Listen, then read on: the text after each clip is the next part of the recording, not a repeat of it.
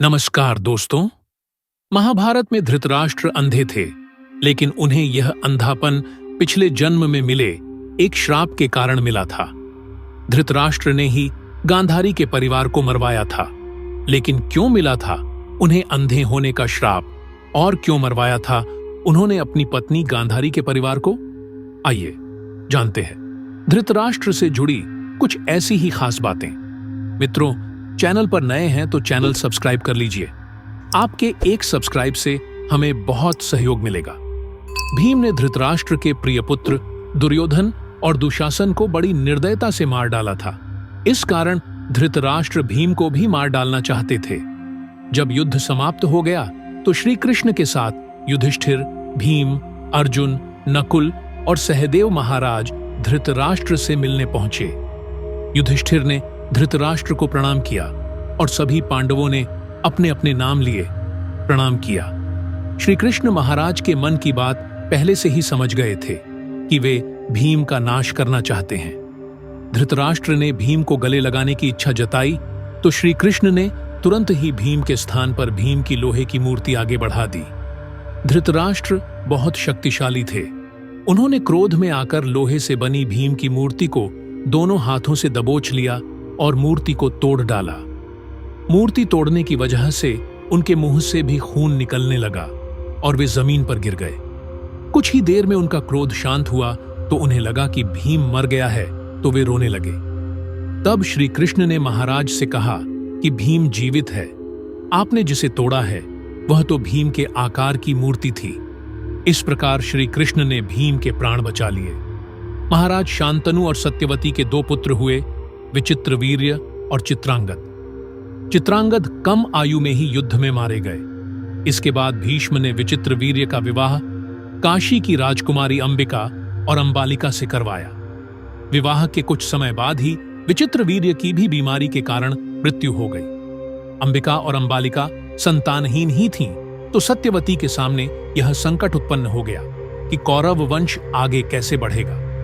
वंश को आगे बढ़ाने के लिए सत्यवती ने महर्षि वेदव्यास से उपाय पूछा।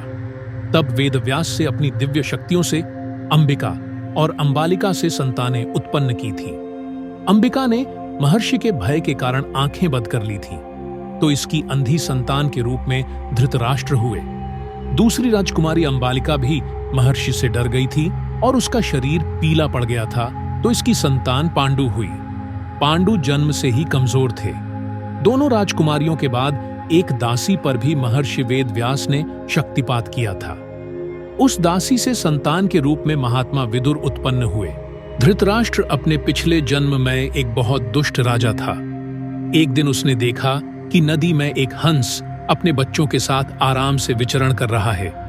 उसने आदेश दिया कि उस हंस की आंख फोड़ दी जाए और उसके बच्चों को मार दिया जाए। इसी वजह से अगले जन्म में वह अंधा पैदा हुआ और उसके पुत्र भी उसी तरह मृत्यु को प्राप्त हुए जैसे उस हंस के।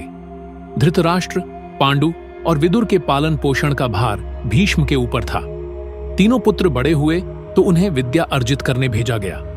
धृतराष्ट्र बल विद्या में श्रेष्ठ हुए, पांडु धनुर्विद्या में और विदुर धर्म और नीति में पारंगत हो गए।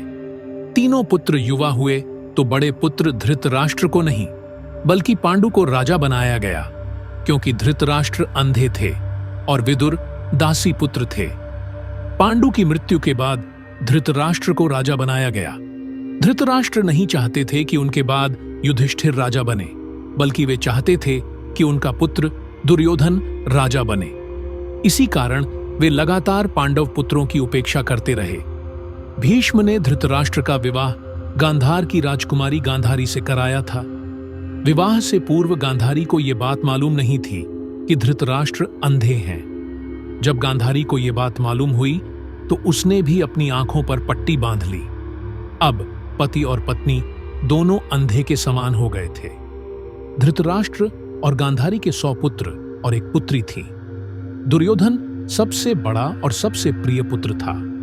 दुर्योधन के प्रति धृतराष्ट्र को अत्यधिक मोह था। इसी मोह के कारण दुर्योधन के गलत कार्यों पर भी वे मौन रहे। दुर्योधन की गलत इच्छाओं को पूरा करने के लिए भी हमेशा तैयार रहते थे। यही मोह पूरे वंश के नाश का कारण बना। धृतराष्ट्र का विवाह गांधार देश की गांधारी के साथ हुआ था। गांधारी की कुंडली में दोष होने की वजह से एक साधु के कहे अनुसार उसका विवाह पहले एक बकरे के साथ किया गया था। बाद में उस बकरे की बलि दे दी गई थी। यह बात गांधारी के विवाह के समय छुपाई गई थी। जब धृतराष्ट्र को इस बात का पता चला तो उसने गांधार नरेश सुबाला और उसके 100 पुत्रों को कारावास में डाल दिया और काफी यातनाएं दी। एक एक करके सुबाला के सभी पुत्र मरने लगे। उन्हें खाने के लिए सिर्फ मुट्ठी भर चावल दिए जाते थे। सुबाला ने अपने सबसे छोटे बेटे शकुनि को प्रतिशोध के लिए तैयार किया। सब लोग अपने हिस्से के चावल शकुनि को देते थे ताकि वह जीवित रहकर कौरवों का नाश कर सके। मृत्यु से पहले सुबाला ने धृतराष्ट्र से शकुनि को छोड़ने की विनती की, जो धृतराष्ट्र ने मान ली। सुबाला ने शकुनि को अपनी रीढ़ की हड्डी के पासे बनाने के लिए कहा। वही पासे कौरव वंश के नाश का कारण बने। शकुनि ने हस्तिनापुर में सबका विश्वास जीता और 100 कौरवों का अभिभावक बना। उसने न केवल दुर्योधन को युधिष्ठिर के खिलाफ भड़काया, बल्कि महाभारत के युद्ध का आधार भी बनाया। युद्ध के बाद धृतराष्ट्र और गांधारी पांडवों के साथ एक ही महल रहने लगे थे। भीम अक्सर धृतराष्ट्र से ऐसी बातें करते थे जो कि उन्हें पसंद नहीं थीं। भीम के ऐसे व्यवहार से धृतराष्ट्र बहुत दुखी रहने लगे थे। वे धीरे धीरे 2 दिन या 4 दिन में एक बार भोजन करने लगे। इस प्रकार 15 वर्ष निकल गए।